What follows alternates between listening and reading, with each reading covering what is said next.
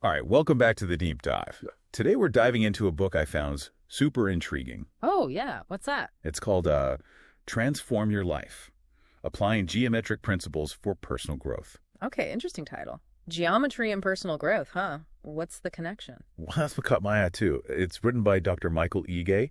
He's a college professor, does a lot of training, speaking, that kind of stuff. And he specializes in, well, personal development.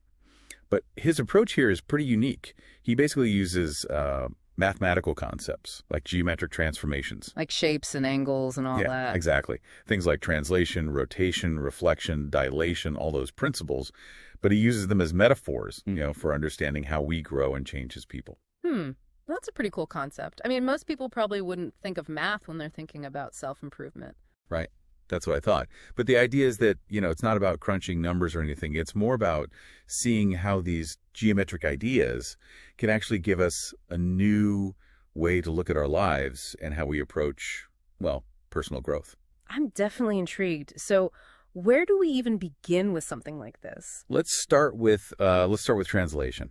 In geometry, translation is basically just moving a shape from one spot to another without changing its form. Okay, I get that. Slide it over, but it's still the same shape. Exactly. So Ige says you can think about that in terms of your own life, too. Like making a purposeful shift, moving forward toward something you want to achieve, even when things might be difficult. But the key is you're not changing who you are at your core.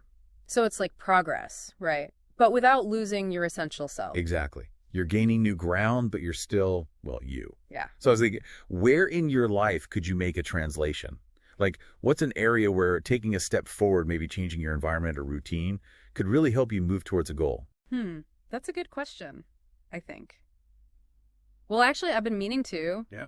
Well, I've been thinking about taking a pottery class for a while now. Oh, wow, really?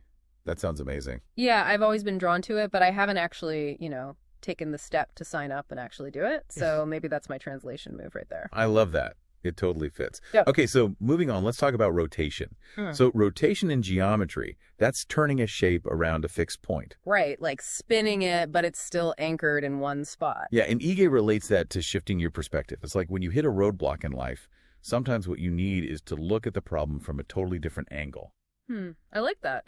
It's like, when you're working on a puzzle and you just can't figure out where a piece goes, sometimes all it takes is turning the puzzle a little bit and suddenly you see how it fits. It's so true. So for you, is there like a problem or a challenge you've been stuck on?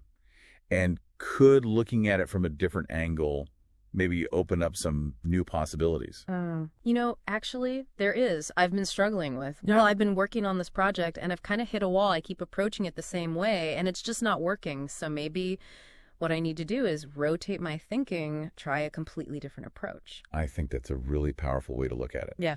Okay, so next up is reflection. In geometry, that's creating a mirror image of a shape. Flipping it over. Right.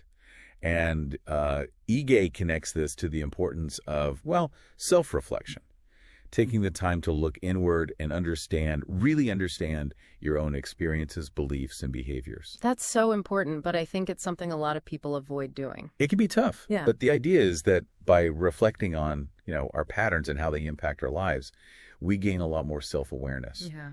And that's crucial for making better choices, for growing. Absolutely. So if you were to hold up a mirror to your own habits and assumptions right now, what do you think you'd see? Oh, wow. That's a really good question.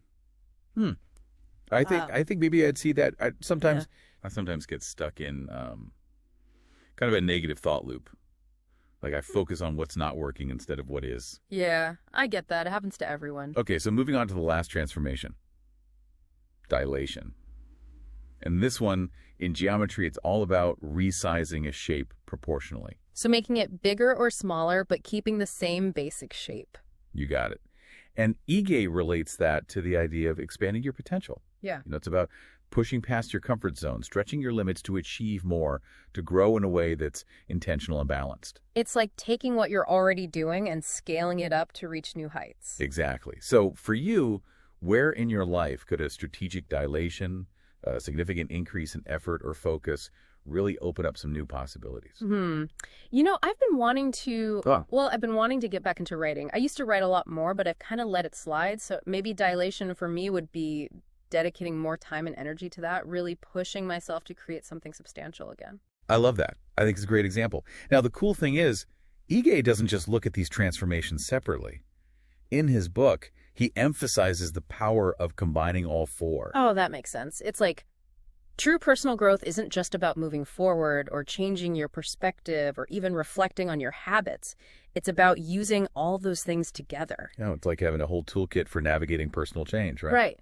You use translation to gain momentum, rotation to see things from a new angle, reflection to understand yourself better, and then dilation to expand your potential even further. It's a pretty amazing framework for thinking about personal growth, isn't it? It really is. It makes you realize that, change isn't just this linear thing. It's dynamic, and it involves all these different kinds of movements. It is.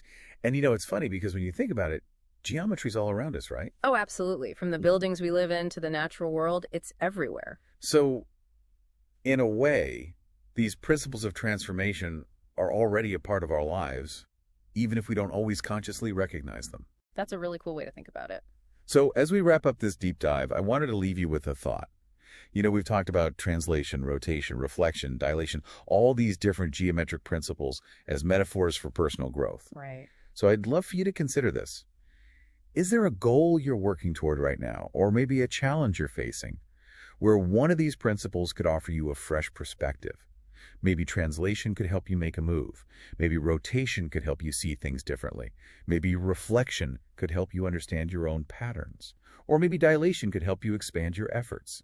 It's a really great question, and I think the answer might surprise you. Exactly.